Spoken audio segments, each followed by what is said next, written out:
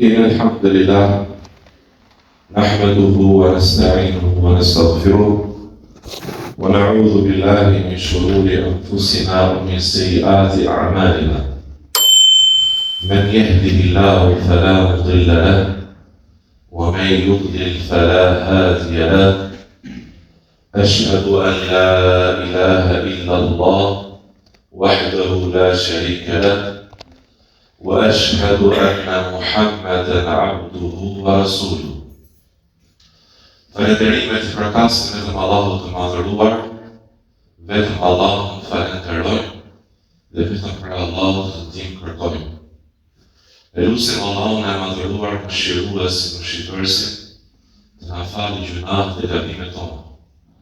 Dhe elusim Allahun e madhëruar, mbrojtësin të mirë, të na mbrojë të na ruaj nga të këqijat e vetëve tona dhe të këqijat e punëve tona.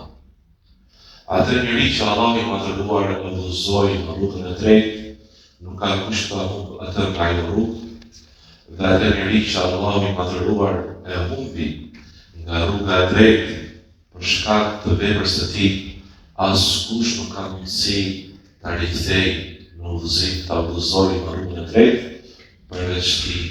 përveç Allahut të madhëruar. Dëshmoj dhe deklaroj se i vetmi i cili meriton të adhurohet të drejtë është vetëm Allahu i madhëruar, i vetëm te i pashok, nëse Muhamedi alayhis salam është robi i Allahut dhe i dërguar i tij. Të dashur vëllezër, thot Allahu i madhëruar, o ju të cilët keni besuar, keni frikë Allahut dhe flisni gjithmonë të vërtetën të drejtën.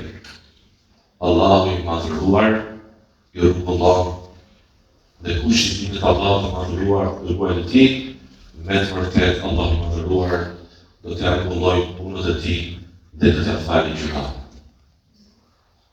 Të dashur vëllezër, shpërblimi më i madh që arrit besimtari në botën tjetër është kur ai të takojë Allahun e madhëruar.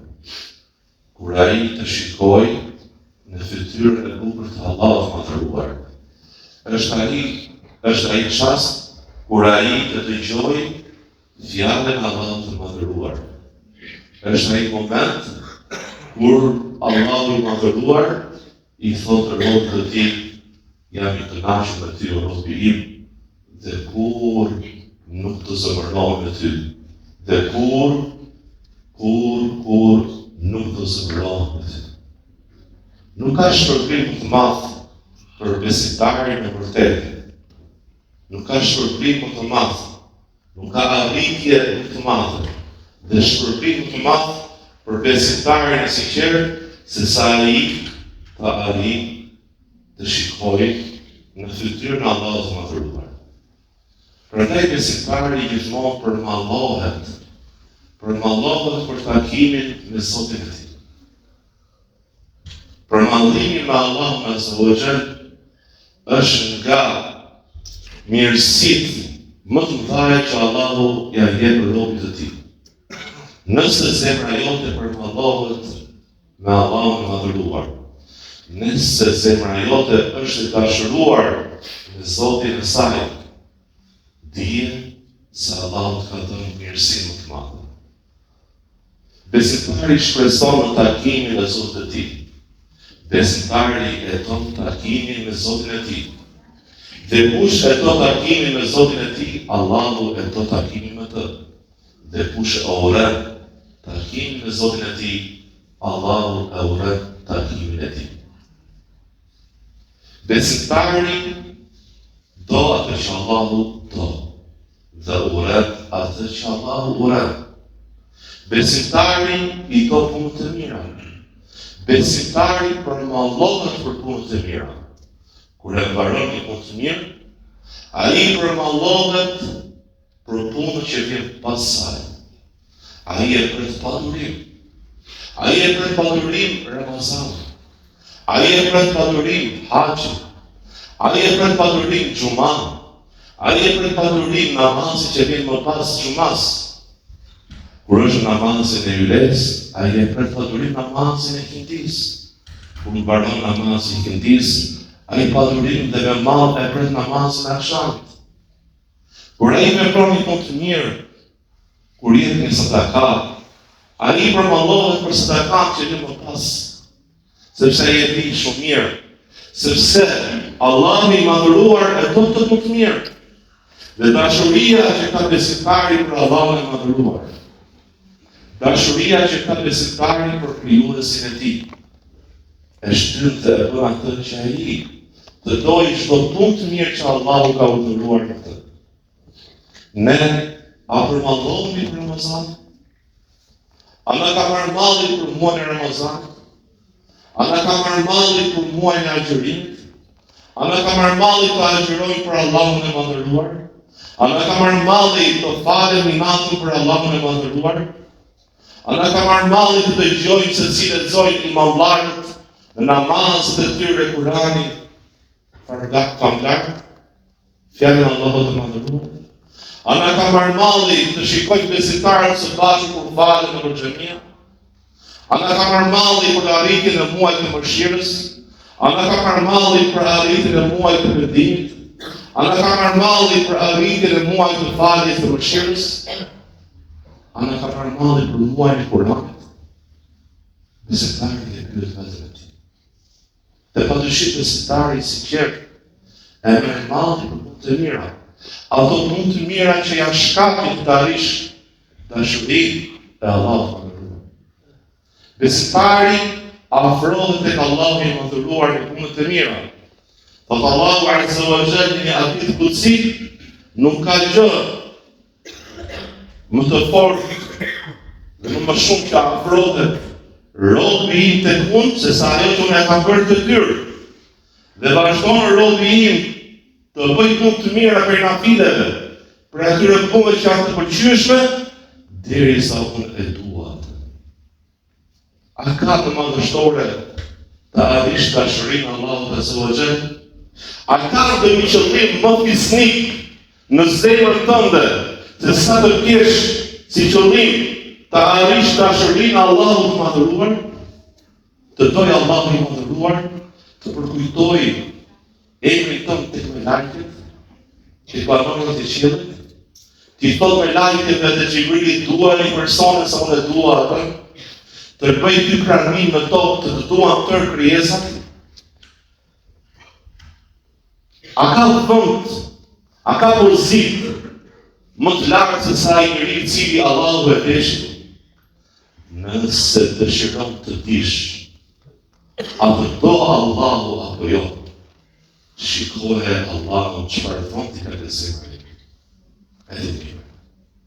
Nëse dëshiron të dish se a të do Allahu ty apo jo, pyet vetëm tënde. Sa shumë ti e do Allahun? Çfarë pozite ka Zoti yt tek zemra jote? Nëse dëshiron të dish pozitën tënde tek Allahu i madhëruar, atëherë shiko çfarë pozite ka krijuesi në zemrën tënde. Prandaj besimtari përmallohet për punë të mira. Për ato punë të mira të cilat janë shkak, edhe një herë refleksoj, që Allahu të dojë. Nëse ti i vepron të punë të mira me sinqeritet për hir të tij, në përputhje me rrugën profetike, dije se Allahu i madhëruar me lejen e tij inshallah të dojë. Prandaj besimtari përmallohet për agjërimin e Ramazanit. Përmallohet për agjërimin e Ramazanit, gjithashtu ai e ka qëllim që këtë adhurim madhështor ta presi në mënyrë më të mirë dhe ta agjërojë në formë më të mirë. Nuk ka plane më të bukura për njeriu se sa planet që ai bën për të përgatitur për një adhurim madhështor si agjërimi i Ramazanit. Nuk ka plane më të bukura dhe më fisnike për njeriu në këtë botë se sa kur ai përgatitet, po plane për të përgatitur për një adhurim që Allahu e do shumë. Sepse ai dëshiron takohet me Zotin e tij. Është e thjeshtë. Dëshiron të takohet me atë që e krijoi, i tha fort. Ai që e krijoi nga asgjëja. Ai që e krijoi të kujdeset për të deri në fund. Deri në momentin e fundit të jetës. Deri pas të jetës. Se i bote. Deri kur ai të rinjallet. Kur dali para Allahut. Me ty është Allah i mëdhëruar. Me ne është Allah i mëdhëruar, është çast.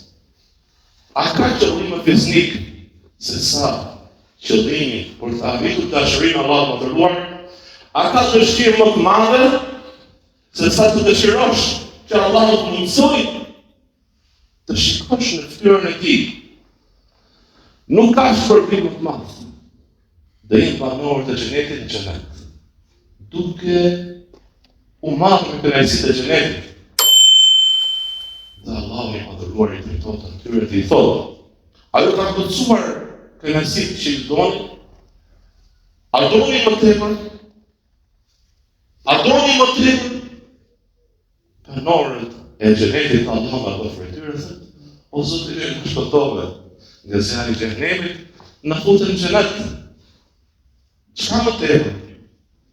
Thotë unë për ju sot jam i kënaqur dhe nuk zemëron kur dhe mundson atyre të shikojnë në fytyrën e tij të bukur. Çfarë më besimtar që të thonë?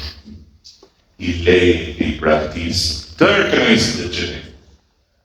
Dhe përshëndohen në shikimin e fytyrës Allahut. Nuk i gjet këto fjalë, këto qëllime në librat e shkollave laike. Nuk i gjet në për emisionet tona në kanalet televizive. Do gjesh diçka të ndryshme, shumë të mësore, shumë materiës ose shumë elshore, gjëra që lidhen me elshet dhe ëndjet e njerëzve. Dhe nuk mund të dëgjoj vesh jot ose të arri, pra të shikoj ose të dëgjoj, të mësoj se qëllimi më i lartë dhe të mëson në Kur'anin famlar, në Sunetin e Kujdesshëm, në fe e vërtetë në fe islame, në mësimet që mbahen në Hoxhania, në shkollat me medreset e mira që mësohet edukata islame. Qëllimi kryesor i njeriu është të kënaqë Zotin e tij, të arrijë dashurinë e tij, të përballet udhëresit e tij. Prandaj vëllai i dashur, ki mall për muajin e Ramazanit, që është një rast i policit për faljen e gjunaheve, për të mëshiruar, për të arritur shpërblimet e larta, ato shpërblime të cilat e kënaqin ty në botën tjetër. اللهم اغفر لنا اقول قولي هذا واستغفر الله لي ولكم ولسائر المؤمنين فاستغفروه انه هو الغفور الرحيم. الحمد لله والصلاه والسلام على رسول الله. Të dashur vëllezër, në hutbën e dytë do marrim diçka ndryshe, pra do të dëgjojmë diçka ndryshe në lidhje me agjërinë e muajit Ramazan. Disa norma dhe dispozita që lidhen me agjërimin e atyre ditëve që kemi lënë pa agjëruar Ramazanin e kaluar. Dihet që është justifikuar, pra nuk mundet, pra nuk e ka detyrë agjërimin ai person i cili është i sëmur ose udhëtar. Ai sëmundje e cila e pengon besimtarin të agjërojë. Por se e ka detyrë që atë ditë që ka lënë pa agjëruar të agjërojë më pas. Dhe është e lejuar ta punoj agjërimin e kallësas të atyre ditëve që kalon prej Ramazanit. Por se është e pëlqyeshme që t'i agjërojë së më shpejt, në mënyrë që ta plotësojë atë detyrimin që ka në lidhje me agjërimin e ditëve që kalon më pas me arsye të tij. Pra lejohet ta punojë plotësimin e ditëve derisa afrohet një muaj para Ramazanit. Aq ditë sa ai kalon prej ditëve të Ramazanit kaluar. Pra lejohet ta punoj aq ditë prej Shabanit që ka mundësi t'i agjëroj para se me e kapur Ramazani tjetër. Nëse e kap Ramazani tjetër pa arsye, atëherë ai ka mëkat, ka gjuna dhe e ka detyrë ta plotësojë ditën që ka agjëruar nga Ramazani i kaluar, por se e ka detyrë gjithashtu kompensimin dhe shpagimin duke ushqyer një të varfër për çdo ditë, një vakt ushqim, ose 1 kilogram e gjys të ushqimit që është i njohur në vendin e personit. Në lidhje me agjërimin e ditëve kaza që kemi lënë nga Ramazani i kaluar, është detyrë të bëhet qëllimi para ditës, para se të hyjë koha e agjërimit. Pra, në natën e cila paraprin ditën që ti të agjërosh, të bësh qëllimin se ky agjërim është për kompensimin e ditës që kam lënë pa agjëruar Ramazanin e kaluar. Gjithashtu, nëse unë e bëj qëllim dhe filloj agjërimin, e kam të ndaluar ta prish agjërimin e kazas pa arsye se kam ndaluar ta prish agjërimin e Ramazanit, pra agjërimin të ditës Ramazanit normal. Në lidhje me atë person i cili ishte i sëmur, me sëmundje e cila nuk ka shërim për të.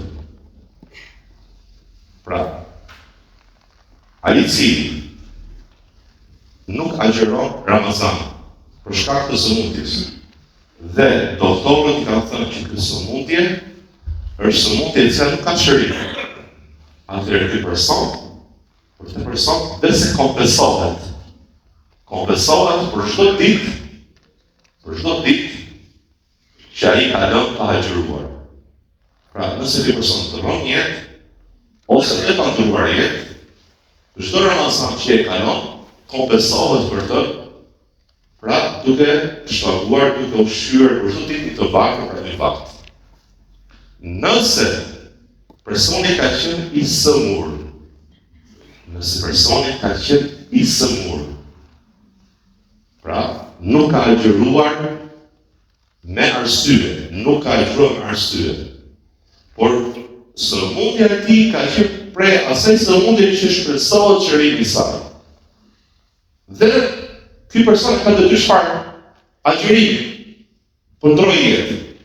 Atëherë, mbasi ndron jetë, bitë nuk është detyrë as kompensim dhe as kazaja nga i afërt. Po nëse ky person i cili e ka lënë agjërimin me pa arsye, pra e ka vonuar agjërimin e kazas pa arsye, ose ka lënë ditë agjërimi pa arsye, dhe ndron jetë nuk ja agjëroi këtë ditë, dhe as i kompensoi, atëherë i afërt me tij është në zgjedhje midis agjërimit, t'i agjërojë në vend të tij, ose kompensimit shpagimit me ushqim. Në lidhje me gruan shtatzën ose gjithënës, nëse e ka lënë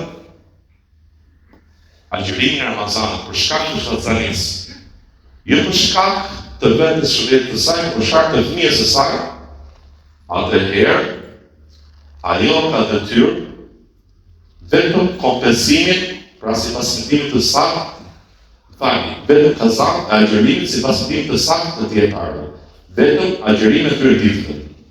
Por se më e mira, nëse ka agjërim për shkak të fëmijës, për shkak të frikës që ka për fëmijën e saj, më e mira është bëj dhe shpagim dhe kompensim në ushqim. Por se nëse ka lënë agjërimin, grua që është pra shtatzën, vetëm nga frika që ka për shëndetin e saj, atëherë ajo më pas nuk ka mundësi dhe se i bën kaza, pra i plotson të dy që ka lënë pa agjëruar. Këto ishin disa rregulla dhe norma në lidhje me plotësimin e agjërimit kaza që fillon nga Ramazani i kaluar. Gjithashtu, më kujtoa që tjetër, nëse kam disa Ramazane pa agjëruar me arsye, atëherë unë kam vetëse agjërimin e tyre.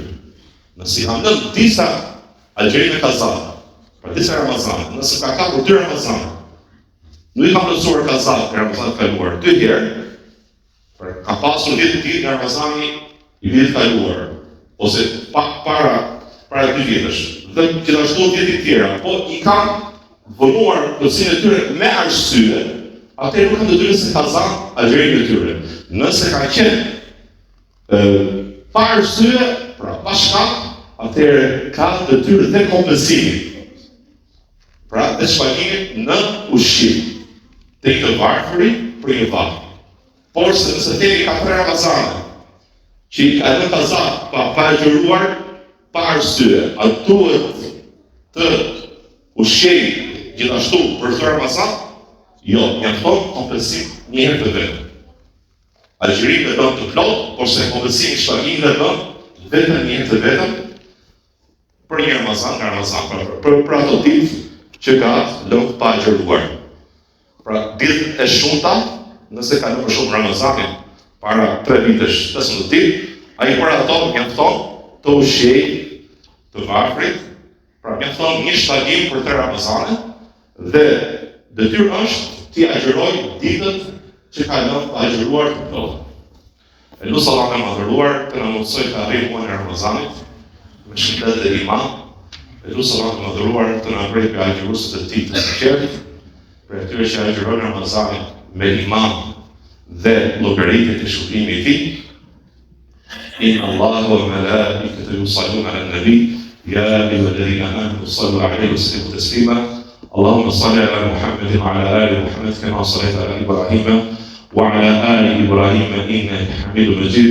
اللهم بارك على محمد وعلى آل محمد كما باركت على إبراهيم وعلى آل إبراهيم إنك حميد مجيد. إن الله يأمر بالعدل والإحسان وإيتاء ذي القربى وينهى عن الفحشاء والمنكر والبغي يعظكم لعلكم تذكرون فأقيموا الصلاة